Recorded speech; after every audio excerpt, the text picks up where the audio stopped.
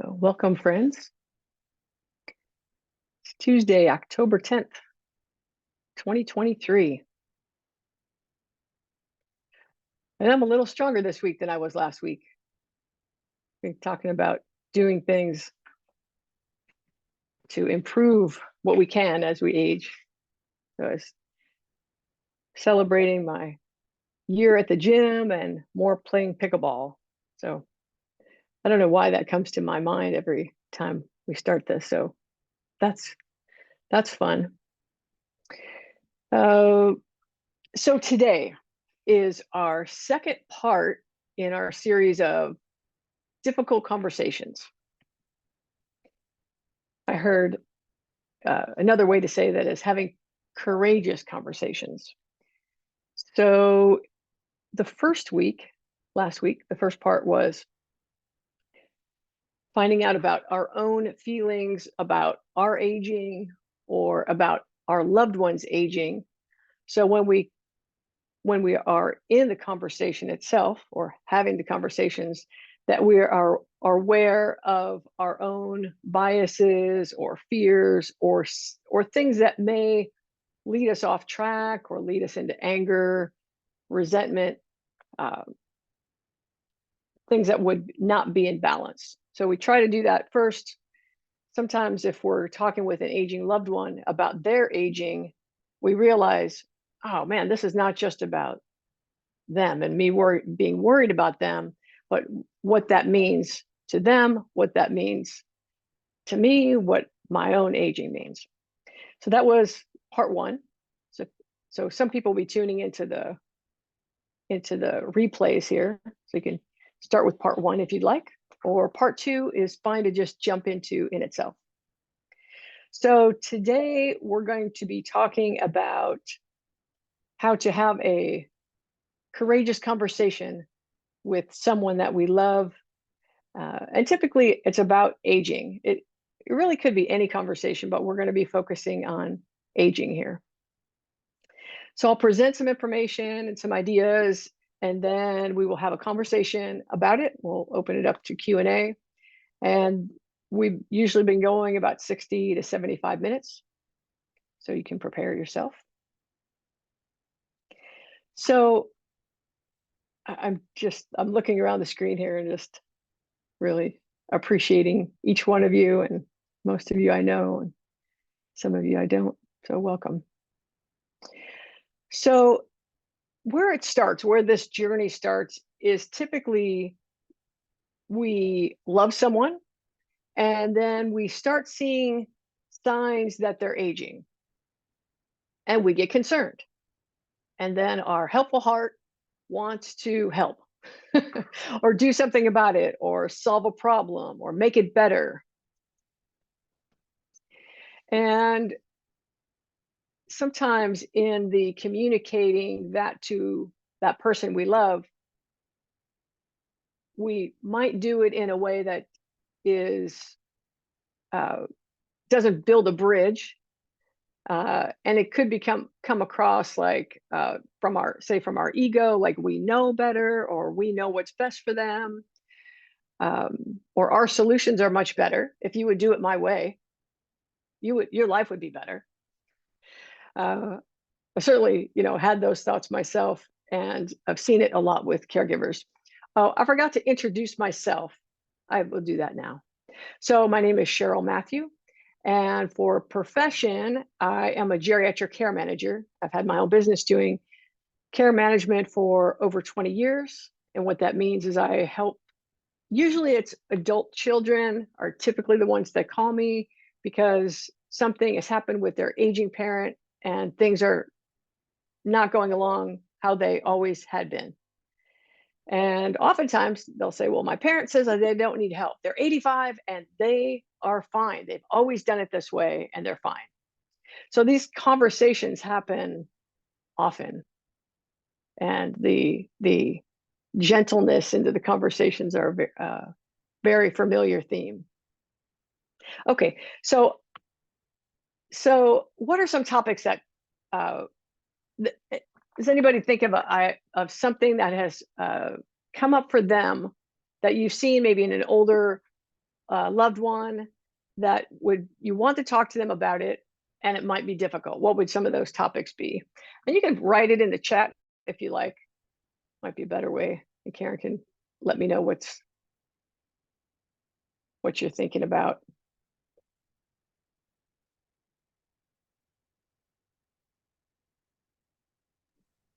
Peggy has her hand up. Sure, Peggy, you can either write it in the chat or raise your hand. Hi. You know, Cheryl, I don't know, I don't see on my screen how to raise my hand. Okay. I don't see the little hand thing. Anyway, Peggy, do you see a reactions button at the bottom of your screen? There's like a little happy face with a plus sign. Yeah.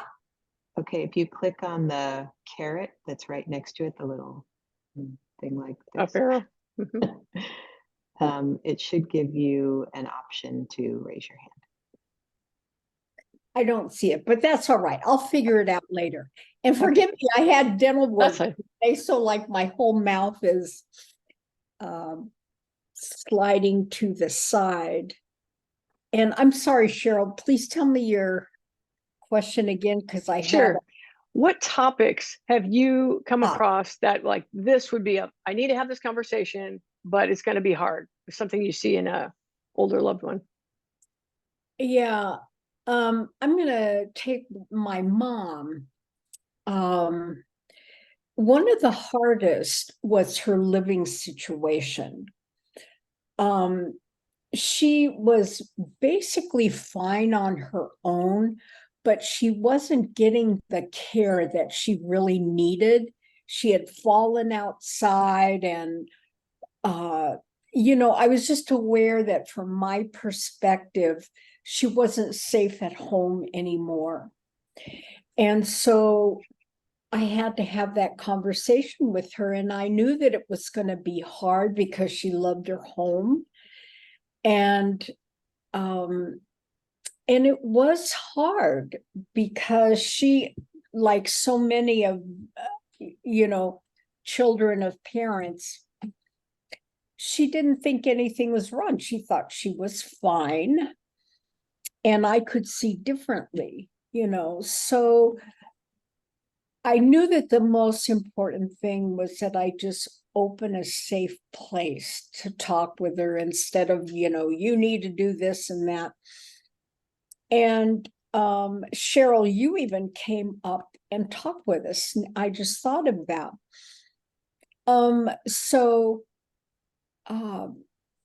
You know, we brought her doctor in. You know, it's like there was information that indicated she wasn't, you know, safe at home. And then there was the emotional side of her. You know, if I put myself in her place, it would be a difficult thing to hear and a difficult thing to talk about. So,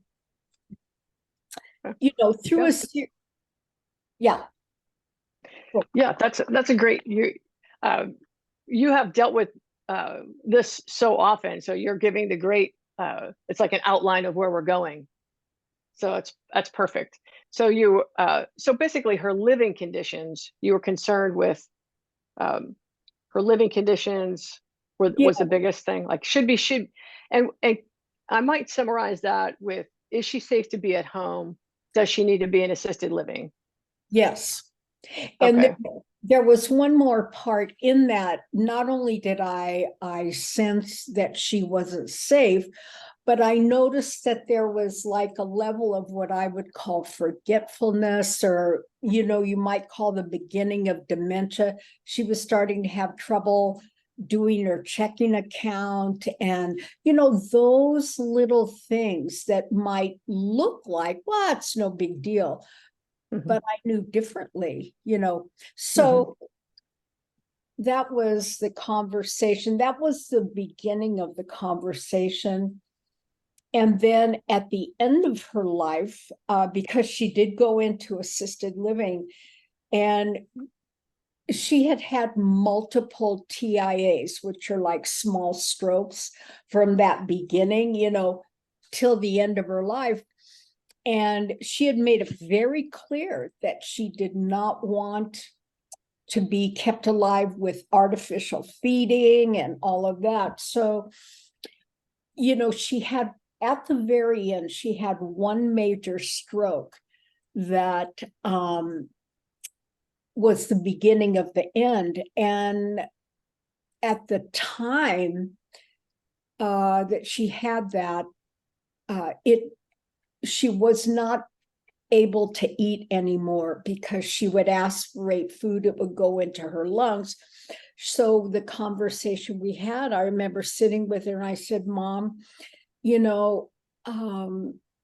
know that you don't want, any artificial means of feeding, which they call a G tube.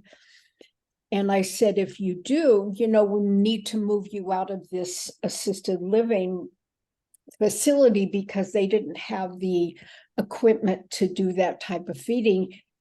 Or I said, or, Mom, what we'll do is we'll just keep you very comfortable and let your body die naturally. I mean, that was the conversation we had. And she chose to let her, body die naturally, which she did in about 5 days. So those were the two probably most, I wouldn't say difficult, the most heartfelt conversations I had with her about the subjects. Thanks, Peggy. Yep. You've touched on some major topics, and other people have written in the chat too. So we talked about, does someone stay at home? Are they safe at home? Yeah. Are they going to go to assisted living? Well, Arlene said, if anything to do with death and dying, advanced directives, financial, and future planning. Karen's a choice my mom makes, have a direct and often detrimental impact on me and the family. And Teresa, my now deceased spouse. You could read the whole thing, but it sounds like you had some very difficult decisions in talking to him about choices during COVID. And then the beautiful thing, the solution was to use the Insight Sanctuary to talk with him successfully. That's beautiful. And all these topics, everything that you're bringing up is exactly where we're going today. So another main topic that is often difficult is driving. Is someone safe to drive anymore? Their memory, like Peggy had mentioned. Sometimes it's activities of daily living as what seems to be simple as walking, maybe their balance changes. Do they need home modifications? Their health. So overall, the goal in the conversation is to me, it's always been a common theme. I want them to be happy and I want them to be safe. And I focus on their independence. So as we talked about the first time, at the very first workshop, but we'll say it again, I see 5 stages in the aging process. So people go from living independently, they're doing everything by themselves. And then it goes to interdependent. So maybe they need some help from other people in certain things, but they still can live fairly independently. Maybe they need help lifting things. Maybe they need a ride to someplace if it's far away. So that it's a combination of support. Maybe neighbors are helping them out. Maybe you help them out a little bit. And then it goes to dependent. Someone gets dependent. So they need maybe 24-hour care to help them with a lot of activities of daily living. And then there's the crisis stage. So sometimes that means someone had a fall, broke something's in the hospital, or their memory impairment has gotten to the point that they're not safe. Maybe they're getting lost, and when they're driving, something has moved it into a crisis stage. And then there's end of life. So usually people will have the conversations with a loved one during a change in one of those stages. And sometimes it's in the gray area of they're looking like they're unsafe, but they're maybe not quite safe enough to do something yet. So when you keep those stages in mind and trust, this is a big thing that I've learned over 20 years, is that the next stage will become obvious. It will present itself. So many caregivers call and say, well, mom doesn't want any help, but she appears unsafe. She's had a couple falls, but she doesn't want any help. So we'll talk about this more, but helping the caregiver make a plan B, because eventually something's going to happen so that it pushes it to the next stage. But that they can relax a little bit, knowing that when the person needs more help, it will become very obvious. Sometimes that means they do have a fall and they can't get up. Sometimes it means they wander away and get lost. And there's different things like that, or they can't get up. They can't go from sitting to standing anymore, so they lose that independence. So that can bring a little bit of patience in knowing, is it time? Is it time now to have a conversation with them? And if you're asking yourself, is it time? It's probably time to have those early conversations, but it may not be time. It may not be a crisis time that you're worried about. That makes sense. So, and what we're talking about here today is the conversations and the allowing the person to have the dignity of their own choice, as long as they have capacity. And so this cognitive capacity, which I define as, do they understand the consequences of their behavior? So when someone has memory impairment, some dementia, Alzheimer's, sometimes we need to step in and help them with decisions. And that usually becomes very obvious too. But anytime before that, just keep in mind that people are allowed to make their own decisions, even if it looks like a really bad decision to you and me. It's allowing that person their karma, their choices that has led here, what their vision of the future is. And we can offer help, because sometimes they may want to do something, but they don't feel like they physically can anymore. Maybe they think, I need to move, but there is no way I can pack myself up and find a new place, and can't even imagine handling all those details. So we can offer help. Like, what if you just showed up at that new place and I handled all the things in between? So we can offer help, but it's still going to be their decision.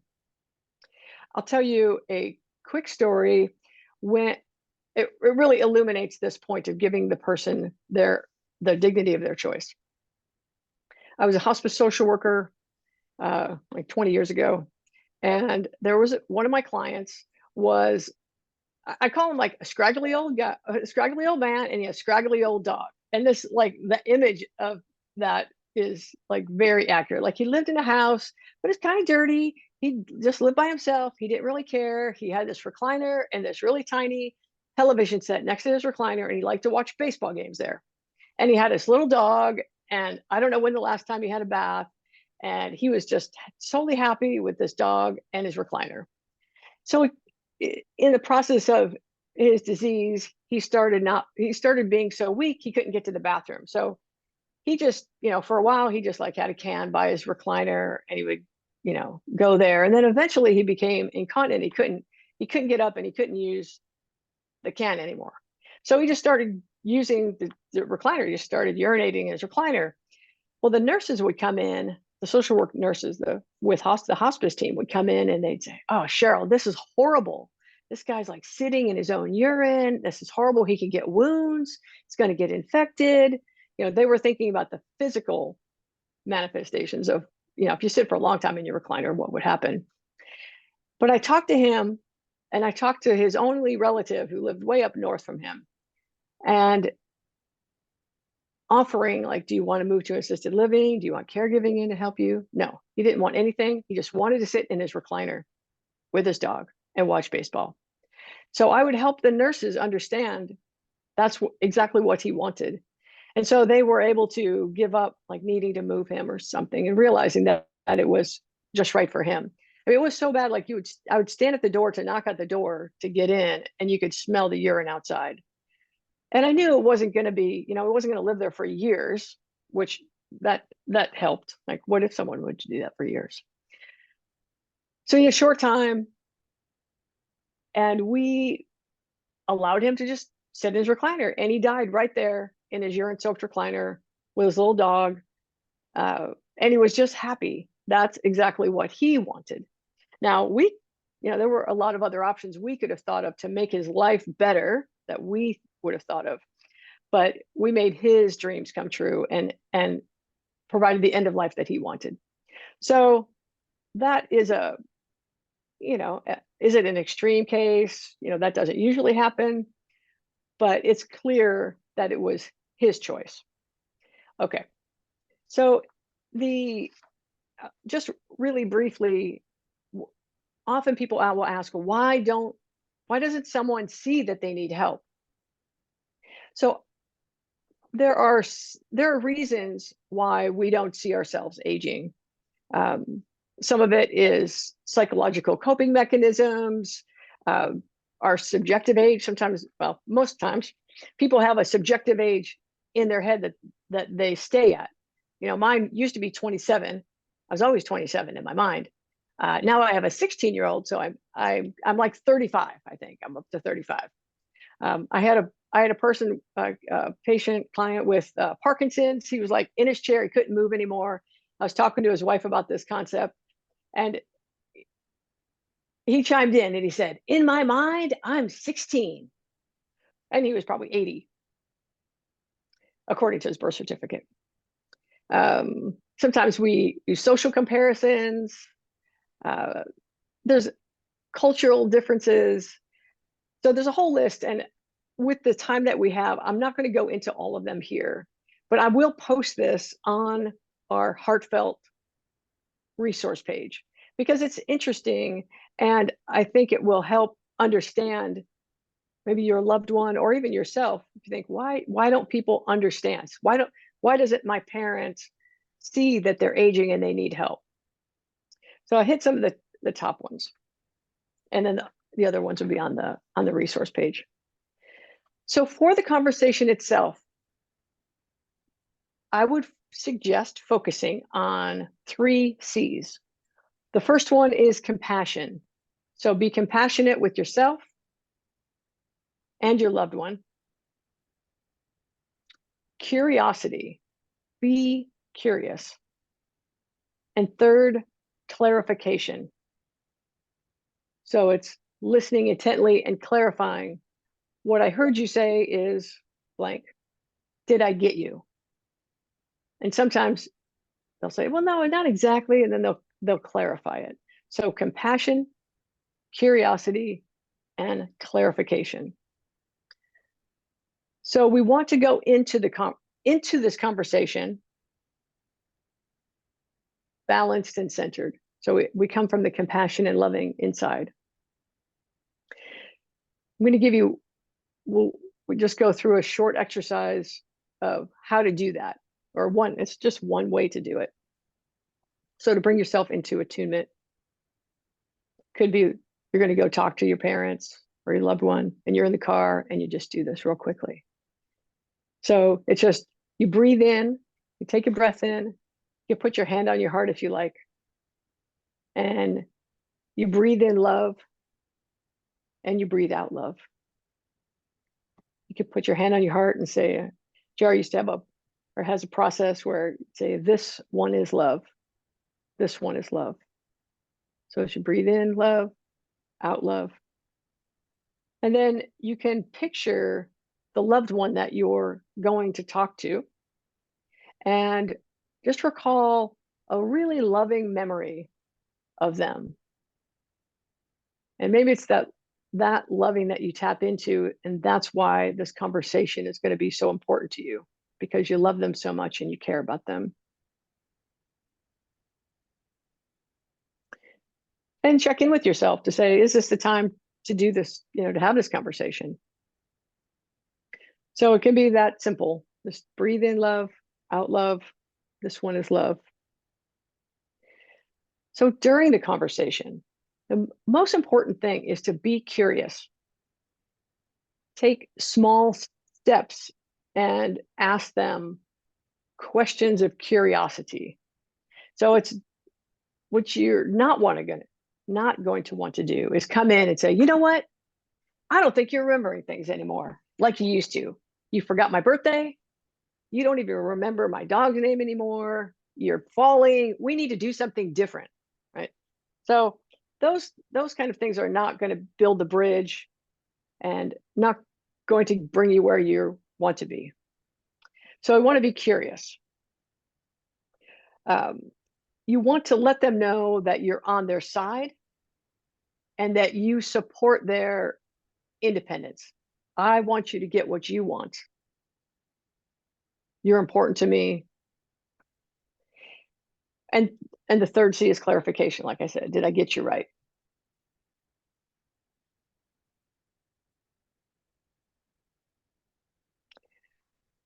So when we talk about the different topics, say one of them is driving.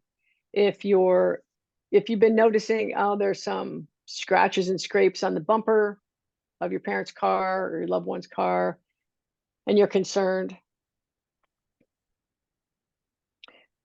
you can approach them from a place of curiosity. Sometimes this conversation starter is, I've been noticing my own aging.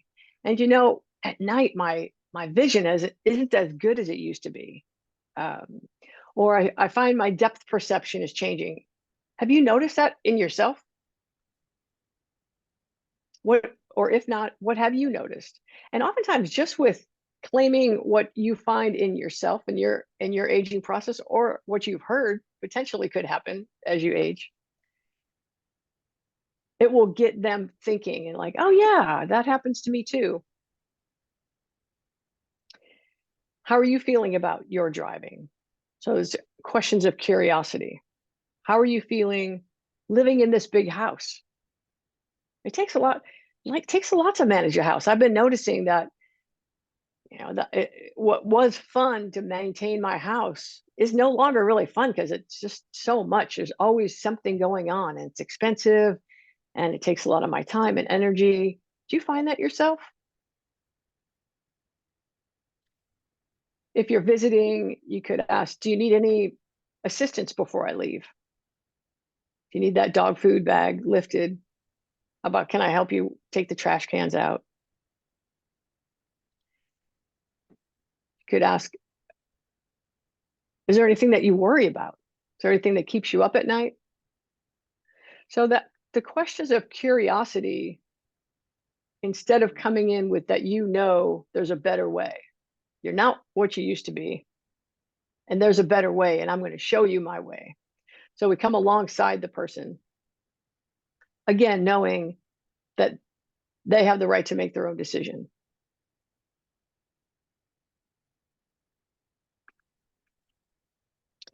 So I'm curious if you've had a conversation, if anybody has an example of maybe something that a situation that that they need to talk to somebody about, and it's going to be difficult, or any questions, just kind of open it up at this point. Comments, questions.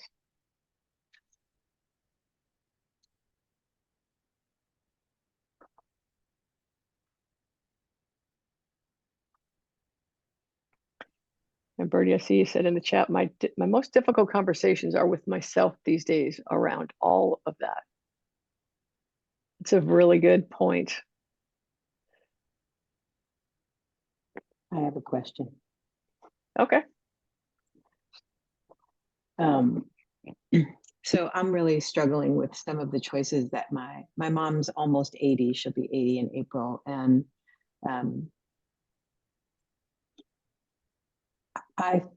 I don't know that I'm really successful at going in with curiosity. I think I sometimes just go in with frustration. For example, um, about a year and a half ago, she decided to get a puppy. And we had a conversation about it. And I said, you know, how about if we look for a dog that's already gone through the puppy stage? And she was like, okay.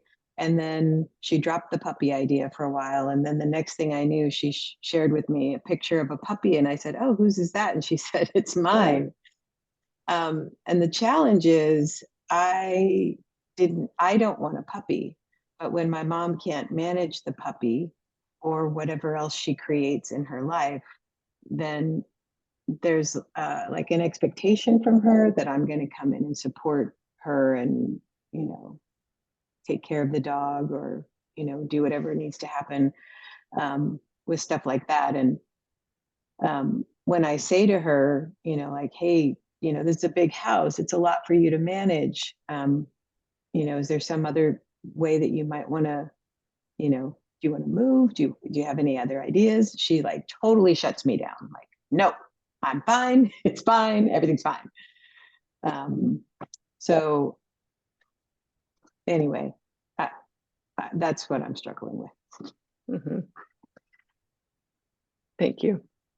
That is a very common occurrence, and you know, part of that happens because of what we talked about. Is why aren't people aware sometimes of that they're aging and that they need help? So what I find is when some people accept a little bit of help, they think it's just all downhill from here. So they hang on to doing it their way for as long as they possibly can. And sometimes they have to crash and burn on their own and doing it their way. So part of it is to work with yourself and not going into over responsibility. And that's really hard when you see someone you love struggling, maybe trying to manage a puppy, trying to manage a big house, doing things that seem like they're a struggle for them, and that you think there could be an easier way or a different way, but allowing them the dignity of their own process and their own journey. So what I find are people are very resourceful. You know, you think like, oh, how could you ever handle this situation, or how could you ever handle a puppy, right? And you're going to need some help. And I told you, blah blah blah. But all of a sudden, they might be on the phone finding a puppy school or finding someone to watch their puppy, or they're creating the solutions. If you don't jump in and try to save the day or come up with solutions for them, they will find out how to handle it. And then you go, wow, you really didn't need me at all. I didn't really need to be so, I didn't need to save the day. I just needed to leave you alone so you could solve that problem over there. And that feeling into that situation is not always easy. You know, when do you step in and when do you not step in? And more I see that not stepping in is more often the answer, because that will, as I said, the next step will become very obvious when you'll need to step in. And so just letting that person deal with the results of having that puppy, or making whatever choice, managing a big house, having whatever commitments they have in the world, or living in an unsafe home, or whatever it is, like leaving them to that, and then helping when it's time, if that's yours to do. And that's a great question to ask yourself. Is this mine to do? And then either do it or don't do it. Because a big part of what I encourage caregivers to do is to be present in the moment, so there's no regrets later. Because our mind is really good at saying, I shoulda, coulda, woulda. So if you're present and you go, do I need to do anything with my mother with this puppy? right now in this example? And if your answer is yes, then make sure you go do that. And if the answer is not really, no, then that's the answer. So later you go, when your mind says, well, you could have done this. Well, she tripped over her puppy and broke her leg. Well, yeah, she did. And that was her choice. Her choices landed her there. And then she gets to deal with the next thing. Okay. Well, we call 911. Here, bring her to the hospital. And then we deal with that. So it's oftentimes it's for the caregiver is to let themselves off the hook of thinking they need to make everything safe and perfect and whatever it is, like thinking that all these things that we could do for them, which is great to do if they want the help. And when someone is that vulnerable and in need of help, it'll be very clear. You can see it on their face. They will ask, call 911 or put me in your car.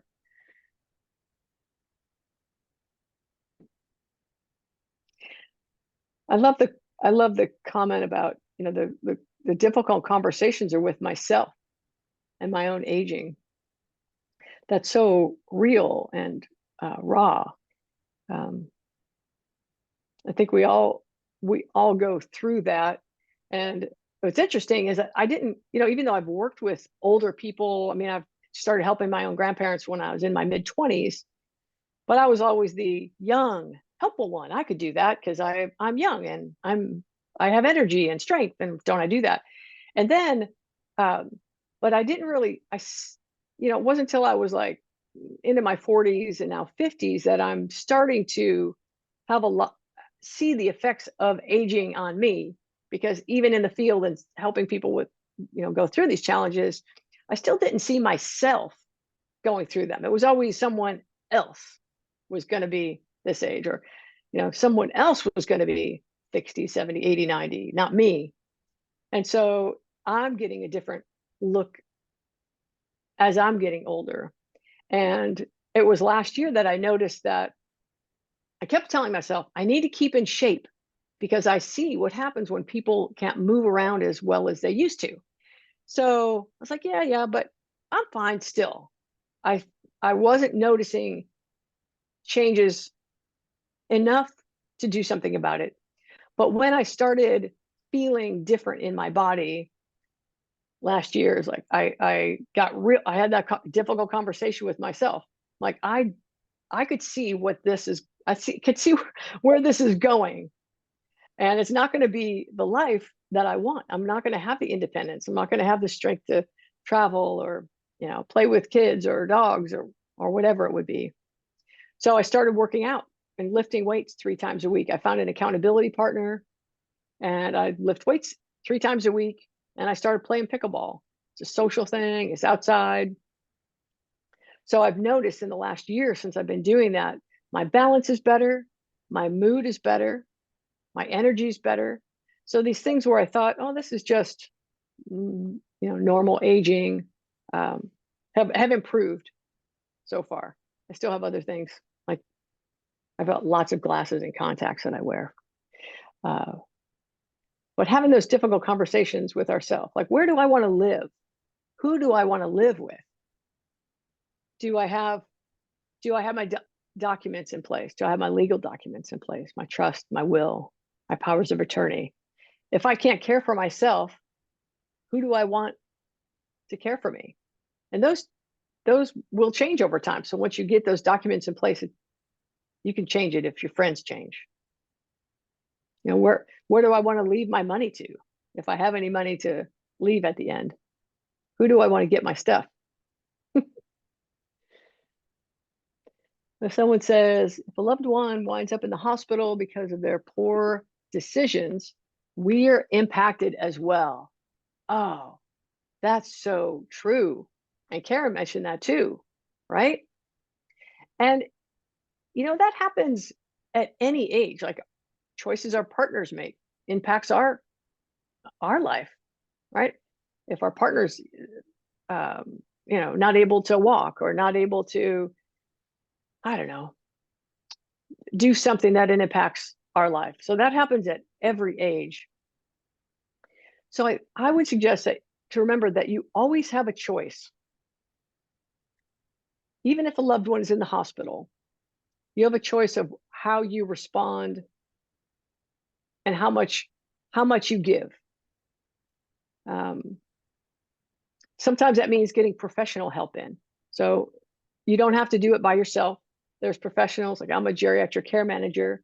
There's geriatric care managers across the nation and probably throughout the world, but I know throughout the nation. So you could contact someone like that.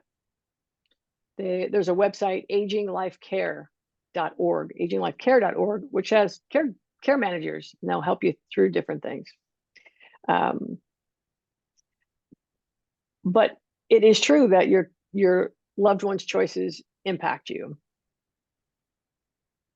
And then the freedom you give them, you take to yourself. And that's really hard sometimes. You go, I can't come over right now. I know you need me to do this right now, but I'm not available. Who else can we call to help you with that? Now, sometimes crises do happen. And I think we all have that experience of you just rise to the occasion. You're like, is this mine to do? My loved one's in the hospital. Do I go to the hospital? Do I go pick them up off the floor? Sometimes there are times like that. And I'd say that's part of this, making a plan B.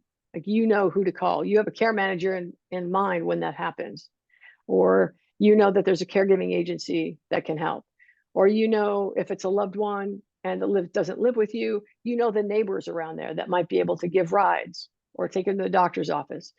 So there are ways to get help that it doesn't always have to land on you.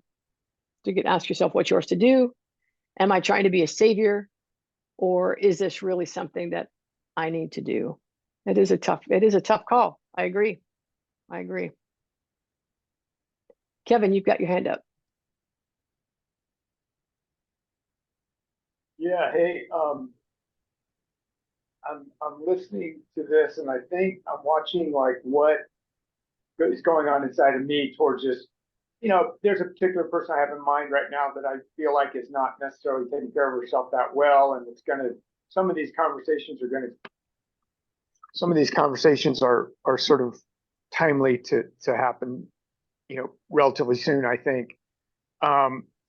And so there's part of me that's like, yeah, I want her to have this experience. I want to have this experience. So it's like these expectations.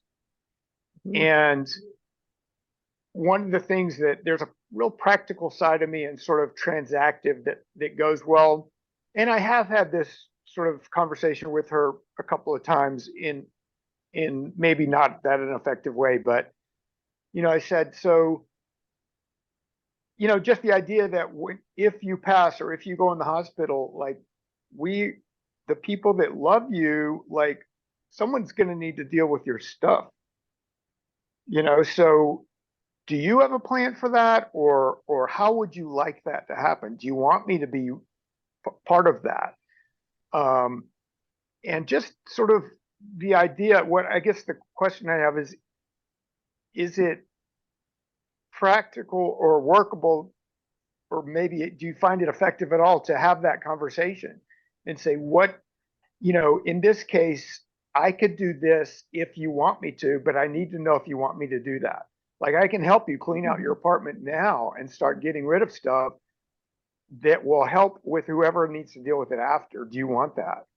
And in some ways, I think that's sort of controlling, because it's like my vision of what should happen with her life or with her stuff, or the ease that I want to experience and that I want her to experience. So I guess I'm just wanting to put that out there, and like, what is your point of view about, talking about difficult conversations, like transactive, like, is this something you want, A, B, C, A or B, and then go from there. And then I feel like I've laid it out for them versus keeping it all sort of, hidden and not really talked about. I don't know if that makes sense, but yeah, thanks. Mm-hmm. Yeah, thanks. So I'll say first, sometimes it's interesting how much time can go in between the time that we first get a call from someone to say, I think this person needs help.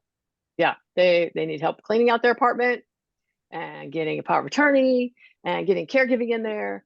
And then sometimes it's like a year or two later that the next conversation happens. Like they don't do anything. They kind of hodgepodge, band-aid things together. And then maybe it's a year till we have that conversation again. And they've done fine. You know, we could see looking back like, well, that wasn't a rush. That was just a step in what's going to eventually happen. So there's no rush. First of all, it is amazing how many times, someone will get my phone number and go, yeah, talk to Cheryl, create a plan. And then maybe they don't call for a year, or, you do a little bit of something, and then that person is patching together their own help and limping along, or it looks like limping. It's limping compared to how their life used to be, right? So they're patching it together, making it work. I think it's a great conversation. If you can have that conversation with someone, it's wonderful. And sometimes it takes a certain person to be able to have that conversation, and it's a certain person that can receive that conversation. Because some people, you might go like, if you, I've asked people before, like, if you knew you had like 6 months or less to live, would you want to know? Some people are like, absolutely not. I do not want to know. Okay, we won't talk about that. And some people are like, yeah, because I want to plan, I want to do things. So it's great to ask them the question, and ambiguously enough, I guess, to not, maybe let them, because if they don't want to know, you don't want to tell them. Like, if you had cancer and you're, I don't know, would you want to know? You don't want to give them that answer, because if they don't want to know, you don't want to tell them in the question. So you leave it, if there was something going on, would you want to know that? And it's a beautiful idea as far as like, hey, eventually, we're all going to need to handle the stuff in our house. It's going to go somewhere. It's going to go to someone when we're out of here. Have you thought about where you want your stuff to go? Can I help you with that? Do you want to give any of that stuff away, early? Because most people don't want it. Most people, whatever the psychological mechanism that is going on, maybe sometimes it's denial, defensiveness, whatever it is that they can't really think about their own mortality, that, we think, well, this is just going to keep going just like this. I asked my 82-year-old mother, is like, well, what do you think about aging? She was like, I just don't know how I got to this age. It doesn't make any sense to me. All of a sudden I'm 82. She just keeps living, just doing her life day after day. And all of a sudden here I am. So she doesn't really want to talk about, she's out there having a good time. She doesn't really want to think about the next step. But that's where we come in, going, the people that show up on these calls are at least able to consider these things. So that's where we think about plan B. So you could have the conversation with the person, and just make it be their choice. And then you have a plan B, knowing that you love them, and maybe sometime when they're either passed away, or maybe they need to move in assisted living, or something happens, that plan B will need to be put in place. For example, do they need home modifications? Do they need to move to an assisted living? Do they need help with their finances and writing their bills? Do they need rides places? Do they need some social engagement? These kind of things that we can keep in mind when the time presents itself. So we could talk to them about it. And oftentimes, as we said earlier, lead in with what you've been thinking about lately. I was at this seminar and we were talking about the legal documents that we need as we age. I need a trust or a will and a power of attorney in case I can't either handle my healthcare decisions or handle my finances.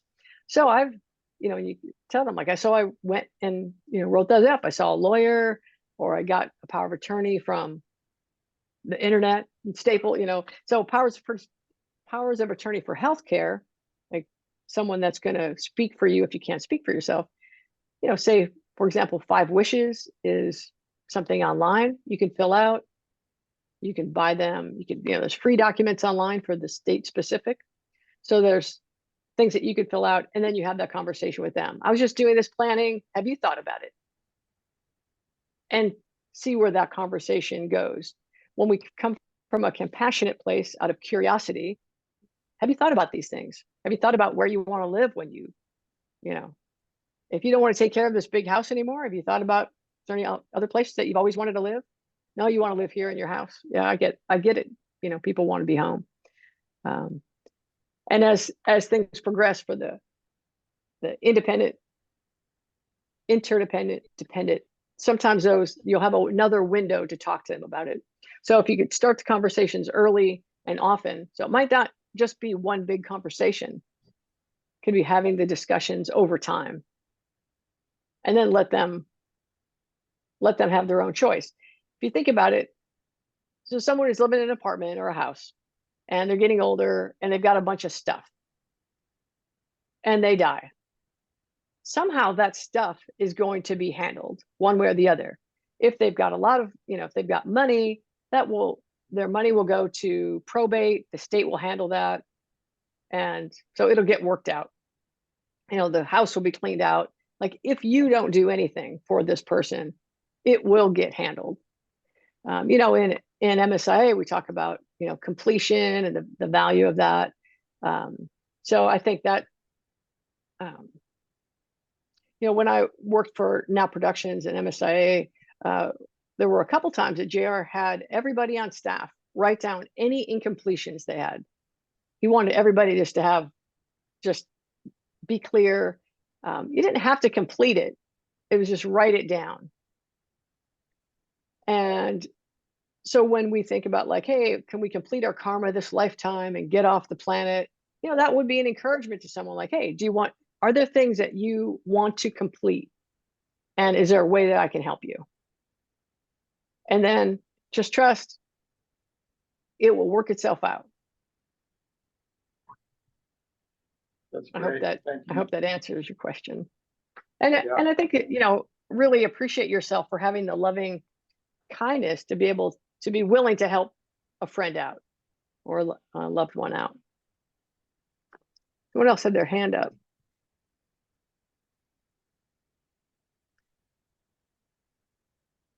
Anybody have a question?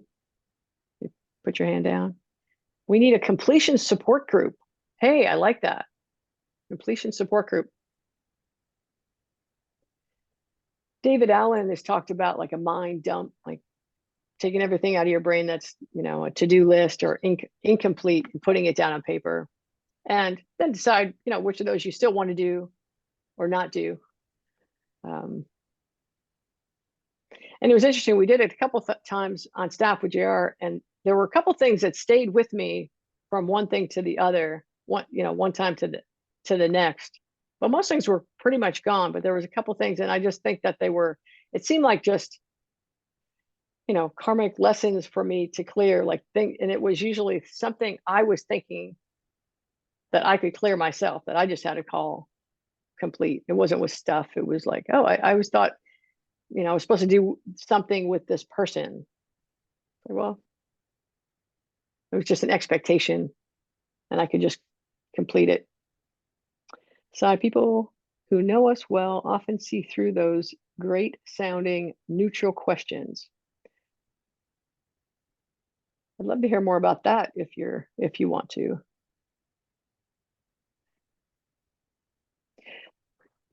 Yes, so I'll just speak to that. So great sounding neutral questions. I would think that another part of this is to be honest. And my honest, like I was saying earlier about my changes as I'm getting older, are very true. And they're also related to people's challenges that I've seen over time, as far as maintaining a big house, for example, or driving, things like that. So it could come across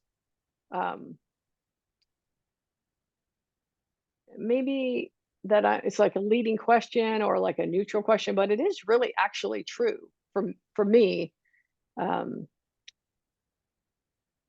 And offering the person like the dignity of their process. Like if they're not able to drive as well as they used to or see as well as they used to, for example, knowing like or letting them know that is really a normal part of aging and we all go through that. So normalizing the changes. The other part is with the curiosity, it's really getting to know the person that you're thinking about helping. Especially if it's a parent, sometimes their parents are off living their own life and we haven't really been involved with their day-to-day. We may not know them as well as we might. Maybe it's someone that comes on, say, in heartfelt, and it's a member of our church or community that somehow it's got on the radar like that person might need some help. And we may not know them. So the curiosity is to ask them questions about themselves. Hey, get to know them, even if it's our parent, getting to know them. Are there things that you've always wanted to do? Oh, I can't do that anymore because I can't walk. I can't da-da-da. Oh, if it's something that you really want to do, I'd love to. So for me, like I love to hear those kind of bucket lists because then I go like, if it's really important to you, let's make that happen. And that could be a really fun project. Maybe it's a trip they don't think they're going to be able to make. It's like, hey, I'll go with you. I would love to do that. I always want to go to the Grand Canyon. Hey, let's get on a train. Let's see if we can get some sponsors for the trip. See if we can get the money and go do that. I had speaking of the Grand Canyon, that's why came to my mind. I hospice social worker again I had a client and he was a truck driver and his route was from Los Angeles to Arizona, and his last stop was like before the Grand Canyon. And in all his years of driving the truck, he never went to the Grand Canyon. He never got there. So when I was talking to him, this was like within a month or two of the end of his life, what ended up to be the end of his life. And I was like, do you have anything that you have always wanted to do? Right? What's on your bucket list? Just coming up with ideas. It's like, well, I've always wanted to see the Grand Canyon. And so I checked with him and his wife, and I was like, well,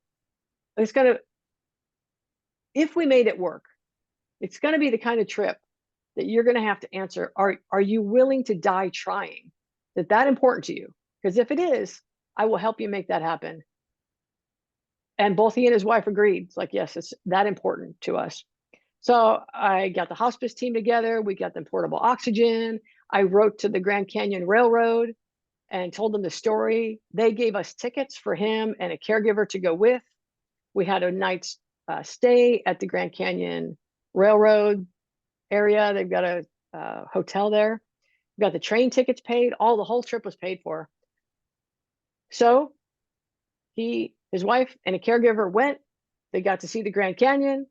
The trip went great. They had portable oxygen all along the way.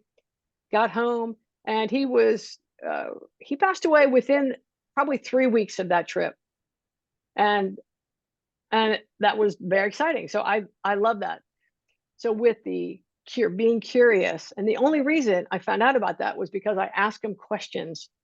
What have you always wanted to do? So I got to be curious about him. It wasn't like, I want to make you comfortable in this bed, or I want you to watch Jeopardy 3 times. You know what I mean? So I found out what he wanted and then helped him ask permission and made that happen. Another woman she was also on hospice, had a lot of great experiences on hospice. Because that's, to me, that's where life happens. People get real. We live our life, we're just cruising along, kind of on the hamster wheel. And then something happens, we're like, okay, we're either getting older, maybe we have a disease that's going to be life limiting. And people get real about, okay, this is the time. If I'm not going to do it now, I'm never going to do it. Things like that. There was one of my hospice clients. She had 2 daughters, and she always felt bad that she didn't finish high school. She didn't have a high school diploma. So this came out because I was curious, started talking to her, how are you feeling? So, and it was somebody that, wasn't declining as they normally would. And it was like, what is she hanging on for? So that's why I was starting to talk to her. I felt really bad, no high school diploma. And I was finishing my doctoral program, my PhD program at the time. So I told her, I am able to grant degrees. I made it up, but any of us could do this. I based on your life experience, we are going to get you this life diploma. So then I had her tell me her life experience in raising kids and managing the house and all these things that she did. It was like, those all qualify for the general education requirements of a high school diploma. And I made this ceremony. I wore my robe, and I made her a physical diploma, pictures of her and her kids. We had this whole ceremony so she could graduate with her high school diploma. And she passed away about 2 weeks later, and she was so happy. So again, those only came out because of being curious. So it doesn't have to be on someone on their deathbed, but it could be a fun time to have these difficult conversations, especially with your parents or loved ones. Like, hey, what you might find some things that you'd never thought about.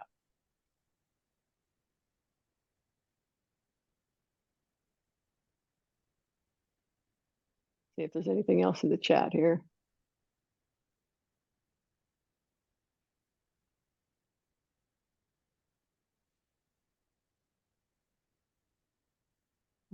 Anything else?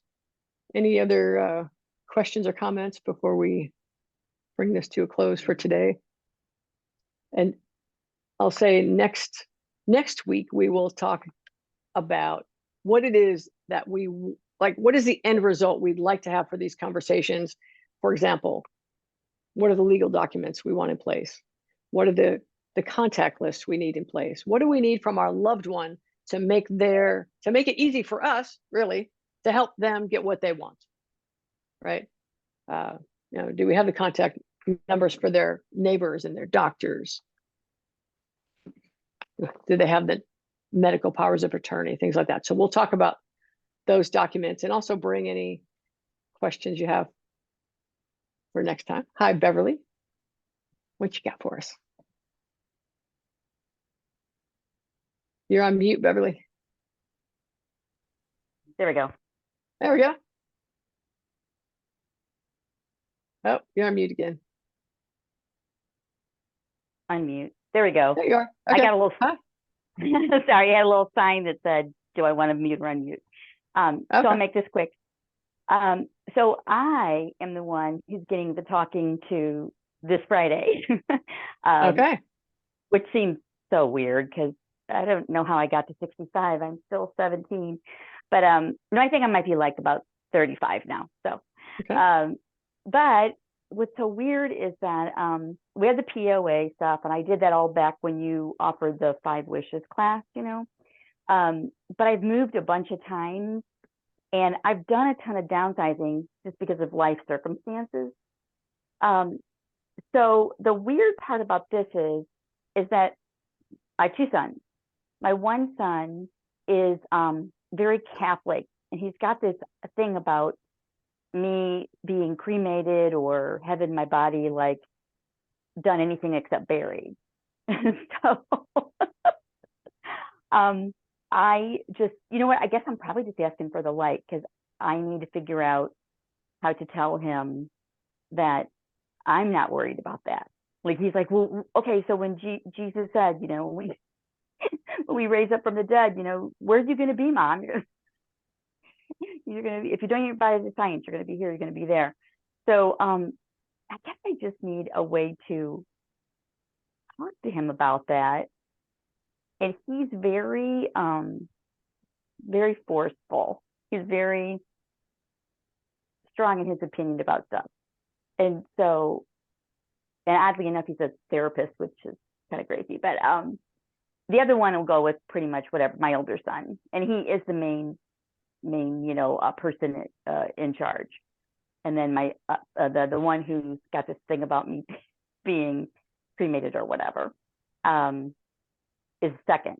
So any tips on how to just approach this without getting into that too much? You know, like, I don't want to get into like this whole, philosophical debate and theology debate and stuff. I just want to tell them what I want and not get lectured.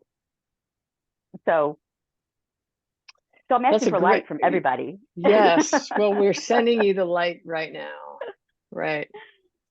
So I appreciate you bringing that up. And we presented it as we're going to be talking to someone else, and then someone else that, they're talking with themselves. And this is another angle of, I'm going to be the one being talked to. So, you can use these keys with the 3 C's, right, for yourself. And you could, it doesn't sound like he's coming from a lot of curiosity right now. No. You might be. So you see how, we talked in the part 1 as far as what are our own attitudes about this getting older stuff, right? And so he has his own beliefs. So we all have our own beliefs. So first, it's being on it, being clear with that. And so you could use the 3 C's with him, right? Even though he's talking to you, you could be curious. You could be compassionate. And you could be clarifying, like, oh, are you saying that if my body, like, you can be like, really, wow, so if my body dies and then I'm cremated, then you see that that's like this, like, understand his story, so he feels heard. Yes. So knowing that you are the one that gets to make your own decisions. Yes. And that's being wise with who you're going to pick as your power of attorney. So if you go, no, I'm really going to be cremated, that's what I want. And so you have the son that is going to cremate you. You pick whoever it is that's going to do your wishes. So that's part of what you have control over. So, right. So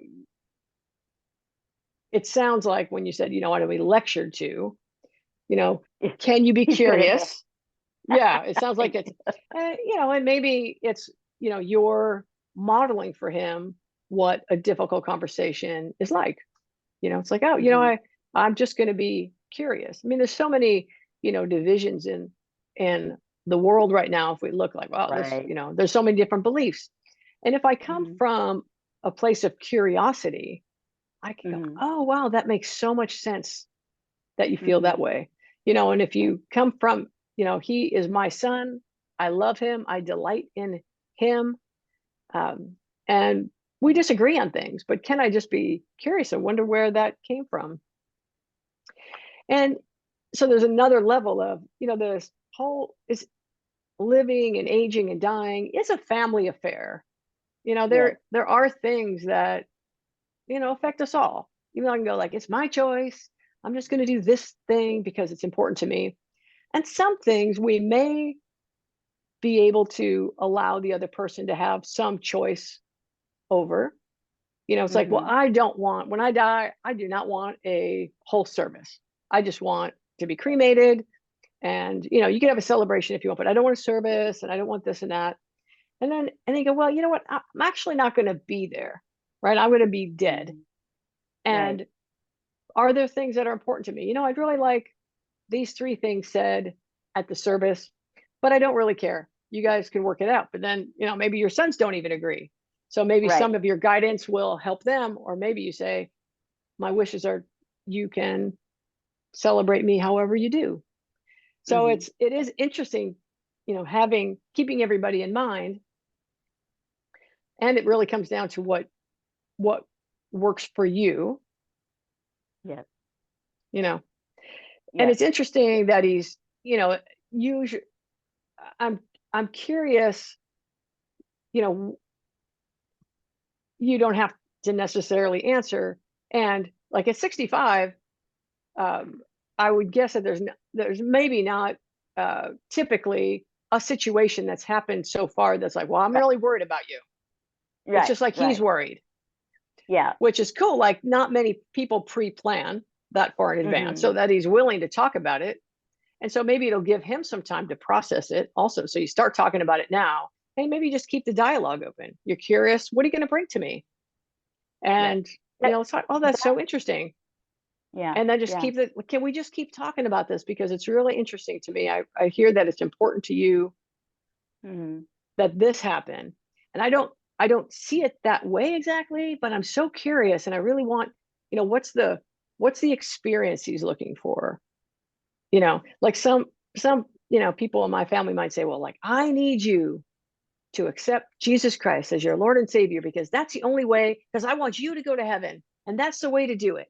But maybe I don't necessarily feel like that. Maybe Jesus is in my heart already, and I think I'm going to go to heaven. So when that person's like, will you accept Jesus like this way? I need you to do it this way. If they keep hearing, like what they really want to know is that I'm going to be okay, that Jesus or loving, or I'm going to be in a good place, I'm going to be in heaven, whatever it is that they think, that's really what they want. And so if I start communicating to them in little ways over time, those little things that could be a subtle thing like, oh, that Jesus is always in my heart, or you say things like that, so they pick up on it over time, and they're like, yeah, you know what, I wanted mom to be in a good place, and for her to be in heaven, and so when you eventually die, they can say like, yes, you're in a good place. Right. Does that make sense? Yeah. Yeah. Well, they know that. I mean, they've been around. I mean, like they took Children's Insight and the whole big thing. I mean, I think you've even met them. They were little bitty guys, but now they're like the adults with their kids and everything. Yeah. But so I don't know. I think they're bringing this up because I did have some health issues that kind of continued on. But I'm on the other side of them. I'm getting, stronger, and all these different things are happening, and that's all happening for a reason. So yeah, I feel like I am a little young for them to be bringing this up. I think they're just, I don't know. I'm not exactly sure, but that's one thing I want to ask them. Like, let me know what your fears are or your concerns. Like that's one thing. And is that, I mean, that's okay to ask, right? I don't want to be putting them down or judging them. And I just want to go, I think their concerns are like, am I going to be able to take care of myself financially? Because this current situation has, the health situation has robbed me of my finances or drained me of my finances, but I have time to rebuild. So, so I guess that maybe that's it too. And the other question I have, I don't know if you know the answer to this. So this is only for Discourse subscribers, right? So they can't watch any of these, right? It's really open to anybody. So it's okay. we are advertising it to Discourse subscribers now, and you can tell by some of the language we use. It has MSIA teachings, and it's really open to anybody. So if someone wanted to watch the repeat the recording, recording, yes. Yeah, because I didn't get to do the last one. I was I was working. So I know we're gonna have they're not available yet. They're working on the YouTube channel. Got it. But they will be on the heartfelt.org website under resources, and then Aging Conversations with Dr. Cheryl, and then the recordings will be there. Oh, okay, great. Because I just want to say this one time before I go. I really loved what you said about being people's choices, like the story about the scraggly old man, and the way you just allowed him to be happy. It didn't matter, you know what I mean, how that went. That's a really important point that I feel like I need to discuss with them. So anyway, so that's great. Yes, that, and then plus you can let them know, like, I have my documents in place. I've got my power of attorney. I've got my trust. The things that we'll talk more about next week. But I've got my legal documents in place, and I'm going to create this checklist of contacts, important contacts, if you need my neighbors or my doctors. So there's things that can bring them some peace of mind, knowing that you've got things in place, and then that like, hey, my stuff is going to go here. So if you want to have that conversation, where will things go, and that you've got things planned, And they may bring up some really good points. And you can just Yes. say, you know what, that's a great point. I do not have an answer for you right now, but I'm going to go check. I'm going to check that out. It's a great point. I really Yes. appreciate you loving and caring for me. It's a very caring thing to do. Have that conversation. Yes. Yes. Yeah. I think it is too. It's funny. It's funny and it's caring. So yes, it is. With my it is family funny. dynamic, it's funny, and it's good. Yeah. So I really wanted to get in on this particular one since that's happening Friday. So I really appreciate you. And I don't want to keep any more time because I know you want to wrap up here. So thank you so much. Sounds Good to see your face. Thanks. Okay. Nice to see you. It's been a while. Okay. Yeah. All right. Yeah, it Okay. has. Okay. All right. All right. Love you all. All right. Take good care. Thank Thanks you. for joining us. Okay. Bye-bye.